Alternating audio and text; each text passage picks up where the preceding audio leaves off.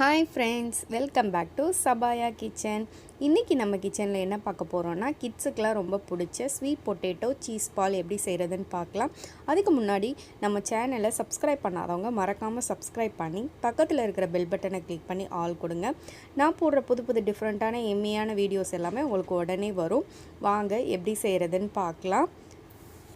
தேவையான பொருள் பார்த்திங்கன்னா, ஸ்வீட் பொட்டேட்டோ, அதாவது சக்கரவள்ளி கிழங்கு. இதை ரவுண்டாக கட் பண்ணி இந்த மாதிரி வேக வச்சு அந்த தொலியை எடுத்து வச்சுருக்கேன்.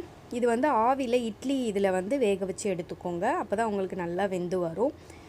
இப்போது சுகர், இனிப்பு வந்து ரொம்ப தேவைப்படாது. ஸ்வீட் அந்த பொட்டேட்டோ வந்து நல்லா இனிப்பாக இருந்துச்சுன்னா நீங்கள் சேர்க்கணுன்னு அவசியம் இல்லை. கொஞ்சம் ஒரு ஸ்பூன் அளவுக்கு சர்க்கரை சேர்த்தா போதும். அப்புறம் பிரெட் கம்ஸ். அப்புறம் இது பார்த்திங்கன்னா, இதில் என்ன சேர்த்துருக்கேன்னா, மைதா மாவு வந்து 2 டீஸ்பூன் சேர்த்து அதில் கொஞ்சம் ஒரு டேஸ்ட்டுக்காக கொஞ்சமாக மிளகாத்தூளும் உப்பும் சேர்த்து இந்த மாதிரி திக்காக கரைச்சி எடுத்து வச்சுருக்கேன். நீங்கள் கார்ன்ஃப்ளவர் கூட கரைச்சி எடுத்துக்கலாம்.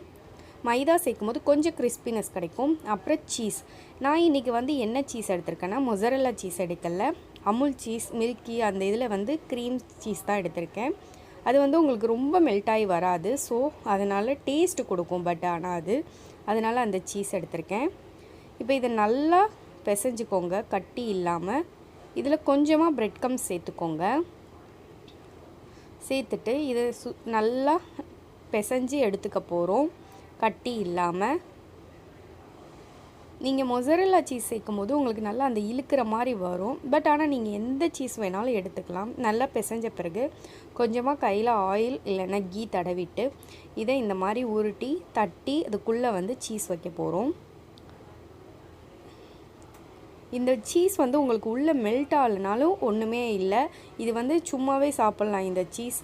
ஸோ அதனால் நான் இந்த சீஸ் எடுத்திருக்கேன். நீங்கள் நல்லா மெல்ட் ஆகணும்னு நினச்சிங்கன்னா, மொசரல்லா சீஸ் எடுத்திங்கன்னா அது நல்லா மெல்ட் ஆகணும். ஸோ அதை சிம்லேயே வச்சு நீங்கள் நல்லா ஃப்ரை பண்ணணும். இதுவும் உங்களுக்கு மெல்ட் ஆகி வரும் கண்டிப்பாக. நல்லா இந்த மாதிரி பால் மாதிரி உருட்டிக்கோங்க. இந்த மாதிரி எல்லாத்தையும் உருட்டி எடுத்துக்கோங்க. உருட்டின பிறகு நம்ம கரைச்சி வச்சுருந்த மைதா இருக்குது இல்லையா, அதில் வந்து நல்லா பெரட்டி விட்டு அப்புறம் பிரெட் கம்ஸில் நல்லா பெரட்டி எடுத்து வச்சுக்கோங்க எல்லா பால்ஸையும். எதுக்கு மிளகாத்தூள் சேர்க்குறோன்னா, கொஞ்சம் ஸ்வீட், காரம் எல்லாமே க்ரீமி எல்லாமே சேரும்போது நமக்கு ஃப்ளேவர் பார்த்திங்கன்னா எம்மியாக இருக்கும். ஸோ அதனால தான் இது ஈஸியானதான், வீட்டில் வச்சுருக்க பொருளை வச்சு தான் செய்ய போகிறோம். சீஸ் எக்ஸ்ட்ரா சேர்க்க போகிறீங்க, அவ்வளோதான். இந்த மாதிரி எல்லாத்தையும் உருட்டி எடுத்து வச்சுக்கோங்க. இப்போ இதை ஃப்ரை பண்ண போகிறோம் ஆயிலில். டீப் ஃப்ரை தான் பண்ண போகிறோம். இப்போது ஆயில் வந்து ஹீட் ஆன பிறகு நம்ம எடுத்து வச்சுருந்த பால்ஸை இந்த மாதிரி போட்டு மீடியம் ஃப்ளேமில் வச்சு நல்லா ஃப்ரை பண்ணி எடுத்துக்கோங்க. இதை நல்லா மீடியம் ஃப்ளேமில் வச்சு ஃப்ரை பண்ணிங்கன்னா மேலே நல்லா கிறிஸ்பியாக வரும். நீங்கள் ஹை ஃப்ளேமில் வச்சிங்கன்னா மேலே நல்லா கருகிடும், உள்ளே உங்களுக்கு ஒன்றுமே அந்த நார்மல் நீங்கள் வேக வச்சது கிழங்கு சாப்பிட்ற மாதிரி தான் இருக்கும்.